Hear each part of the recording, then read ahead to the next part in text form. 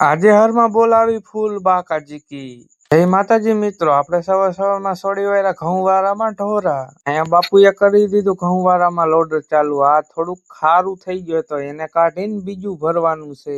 હવે લોડર હિન તો નહીં હારો આવે. ચાલો હવે લારે હિન ચાલુ કરી. આપણા જૂના ટ્રેક્ટર માં હિન લારું સોડાવીને નવા ટ્રેક્ટર માં જોડાઈ લઈને આ લારીમાં આપણે ભીરા છે ઘઉં જોડાઈ લીધી લારીને કરી દીધું ફેરા ભરવાનું ચાલુ.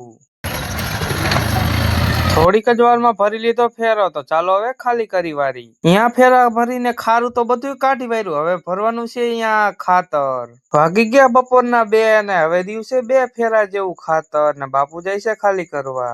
2 ફેરા ભરીને આપણે ટ્રેક્ટર લઈને નીકળી ગયા હર જોડાવા.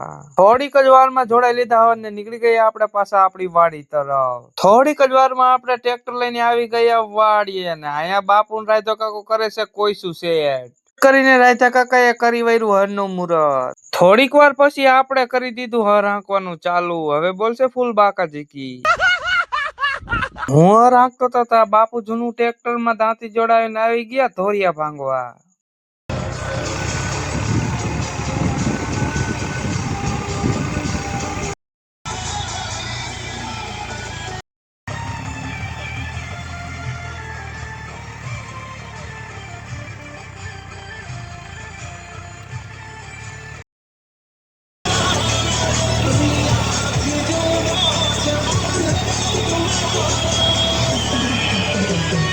હર હાંકતા હાંકતા વાગી ગયા રાતના 8 ને જો આપડા ટ્રેક્ટર નો લુક.